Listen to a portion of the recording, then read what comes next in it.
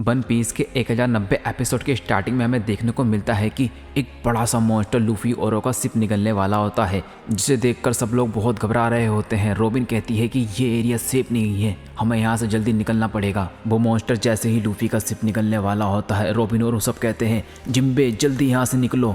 जिम्बे कहता है जरा रुको, और जिम्बे तेजी से शिप को मोड़ता हुआ वहाँ से निकल जाता है और उस मॉन्स्टर के मुंह से बच जाते हैं ये लोग। फिर सभी लोग उस मॉन्स्टर को देखते हैं। वो मॉन्स्टर दरअसल एक रोबोट होता है जिसकी बॉडी शार्क जैसी होती है। उस शार्क के ऊपर पेगापंख लिखा होता है। उसे देखकर जोरो सोचता है ये क्या चीज है, ये कोई आम शार्क नहीं है, ये तो बहुत बड़ी और लोहे से बनी शार्क है। तभी चॉपर, लूफी और बोनी जो हवा में उड़ रहे होते हैं, वो तीनों एक एक करके पानी में गिर जाते हैं। मजे की बात यह थी कि ये तीनों के तीनों ही पानी में तैर नहीं सकते हैं। तभी जिम्बे इन्हें पानी में गिरता हुआ देख लेता है और बोलता है ये अच्छा नहीं हुआ।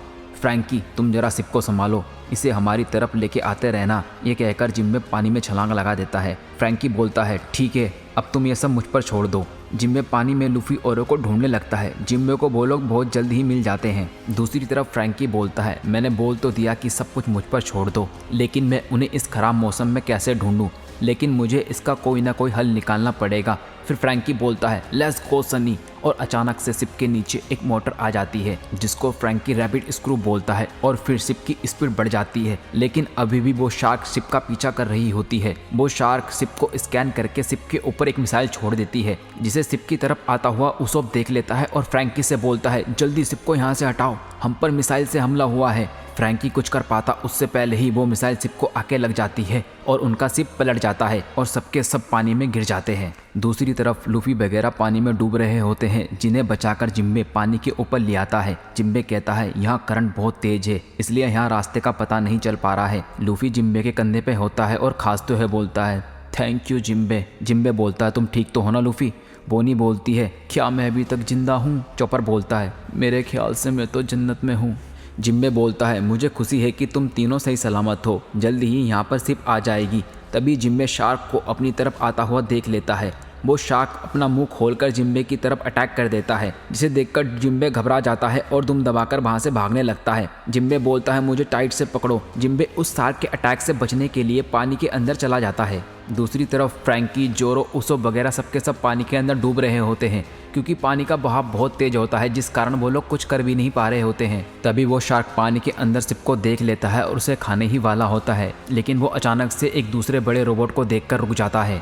फिर वो बड़ा रोबोट उस शार्क के मुंह में एक मुक्का मार देता है, जिससे वो शार्क वहाँ से दुम दबाकर भाग जाता है। फ्रैंकी वगैरह ने अपनी सांस को रोक रखा होता है और वो लोग सोच रहे होते हैं कि अब बस वो लोग मरने वाले हैं। तभी सीन चेंज होकर नेवल ब्रांच 14 पर आता है, जहाँ पर सारे बड़े साइज के बच्चे खेल रहे होते हैं।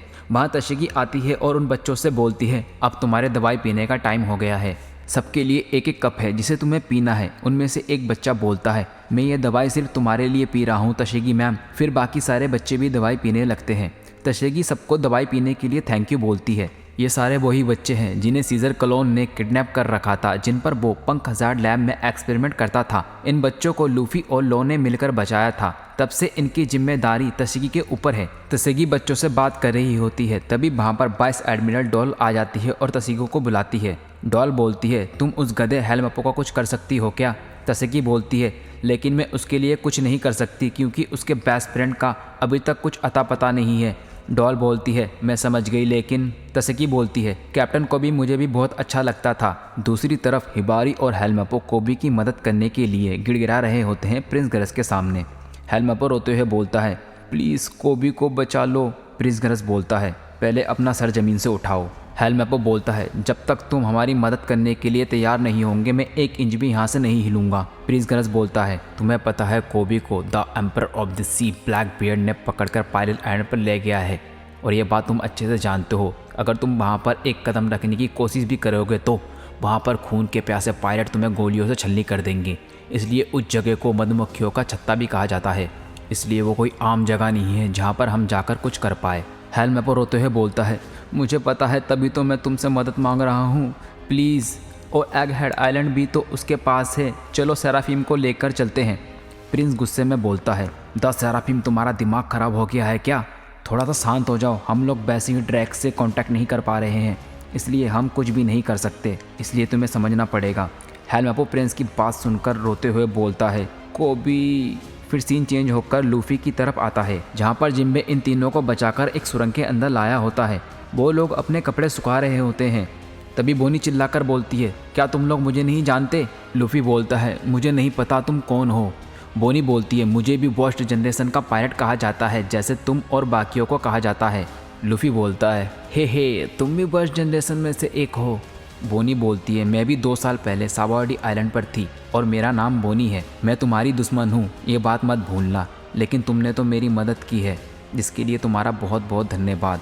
लूफी बोलता है, इसकी कोई ज़रूरत नहीं है बोगी, और अपनी शर्ट चॉपर के सर पर निचोड़ देता है। चॉपर गीला हो जाता है और चिल्ला चिल्ला कर बोलता है, ये क्या कर रहे हो, ये क्या कर रहे हो? बोनी बोलती है, बोगी नहीं, मेरा नाम बोनी है।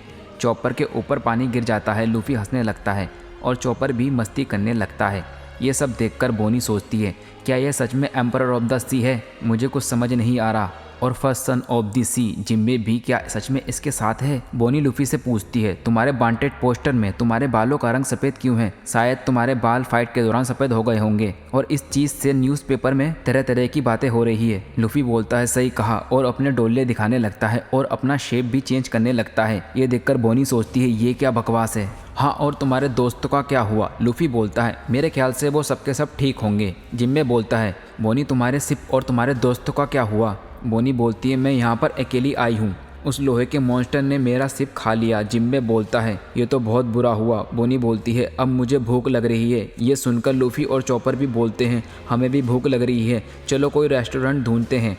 बोनी चिल्लाकर बोलती है, ओए गधो, यहाँ पर कोई रेस्टोरेंट नहीं है। इस आइलैंड पर गवर्नमेंट का कब्जा है और इस आइलैंड को एग हेड आइलैंड कहा जाता है। ये डॉक्टर वेगापंक का घर और लैब है। ऐसा कहा जाता है कि ये आइलैंड फ्यूचर में 500 साल आगे है। लूफी बोलता है, वेगापंक, मैंने ये नाम सुना हुआ है। दूसरी तरफ उस बड़े से रोबोट ने फ्रैंकी और का सिप बचा लिया होता है। उस बड़े से रोबोट को देखकर फ्रैंकी और उसब बहुत खुश हो जाते हैं। तभी उसमें से एक लड़की बाहर आती है। वो लड़की सोचती है, ये सही नहीं हुआ, मैं फिर से फेल हो गई। क्या मैं जिंदा चीज़ों को कंट्रोल नहीं कर सकती? फ्रैंकी बोलता है, मुझे नहीं पता तुम कौन हो, लेकिन हमें बचाने के लिए तुम्हारा बहुत बहुत धन्यवाद। वो लड़की बोलती है, मैंने तो मेका सार को बस ये ऑर्डर दिया था कि पहले टारगेट को देखे, फिर रिपोर्ट करे, उसके बाद हमला करे, लेकिन वो तो इन्हें खाने ही वाला था, जिससे इनकी कीमती सामान और पैसे हमें नहीं मिलते। ये प्रोग्राम की गलती हो सकती है।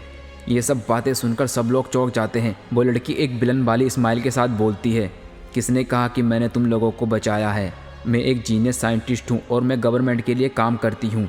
मेरा नाम डॉक्टर वेगापंक है। सारा क्रू ये बातें सुनकर हैरान हो जाता है और यहीं पर एपिसोड का एंड हो जाता है। आशा करता हूँ कि आपको वीडियो अच्छी लगी होगी। अगली वीडियो में फिर मिलते हैं। Tata bye bye, see you letter.